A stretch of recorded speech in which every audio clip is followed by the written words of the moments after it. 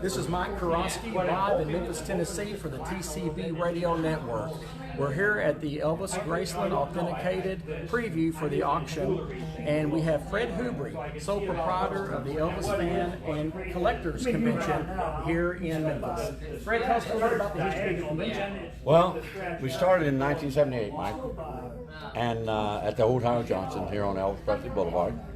It was the first actual convention in Memphis. And also, we held an auction that same year at the Howard Johnson's on Elvis Presley Boulevard, 1978. And so that was even before Graceland opened its doors. Absolutely, yeah. Graceland hadn't opened until 82. They opened in 82. And we got the blessing of Graceland to do our auction and everything. We wanted to make sure we was always kosher with Graceland. You know, we love Graceland here. And we always want to make sure that they okay everything that we do. Well, you have made a big name for yourself, and you are the original convention here in Memphis. Yes. So you've worked with some of the most high-profile collectors out there, from Jimmy Velvet, you've got Keith Albertson, Rosalind Trainer. Rosalind Trainer was at my show.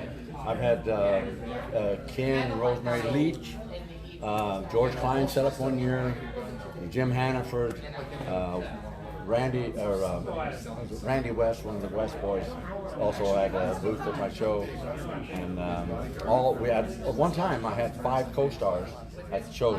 Let me help me here now. Julie Perry, Deborah Wally,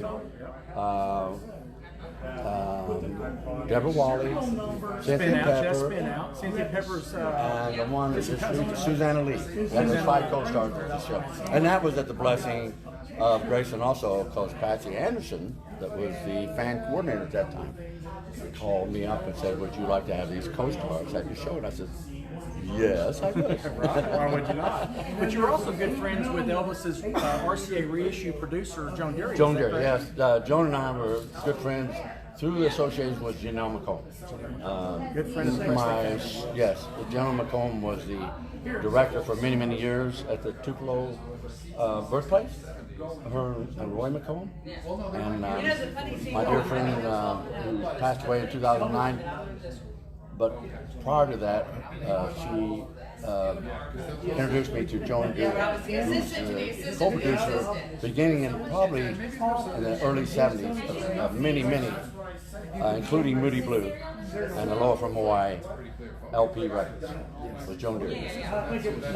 Well, from what I understand, you were also in The Echo Will Never Die, which was a good Elvis biography in the 1980s that was produced by Casey Kasem, and you played a part in that. Can you tell us a little bit about that? Yeah, that was basically the auction I previously mentioned. That was what they filmed, and the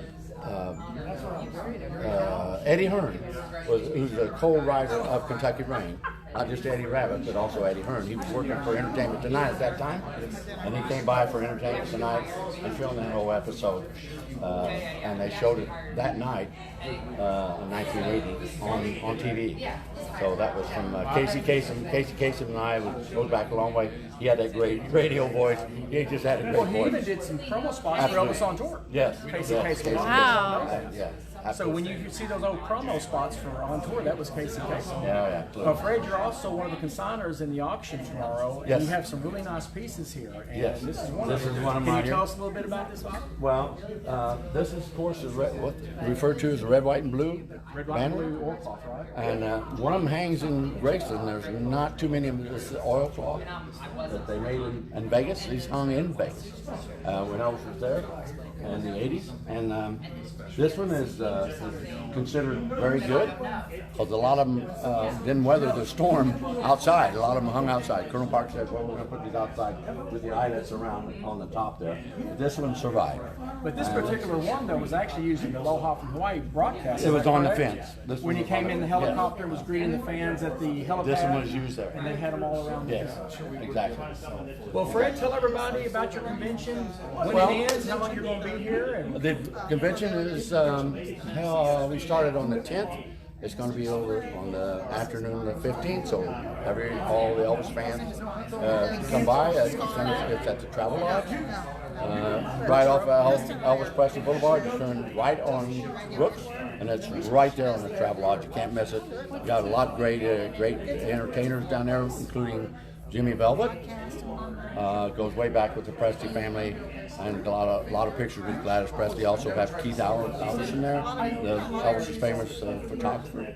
So inviting everybody to come by and see us on the 15th. And have a good time. So if you're in Memphis, come on down and see Fred. It's the best convention in town. And if you're not in Memphis, get here as fast as you can. Mike Kurosky for the TCB Radio Network. Thank you for tuning in. All right.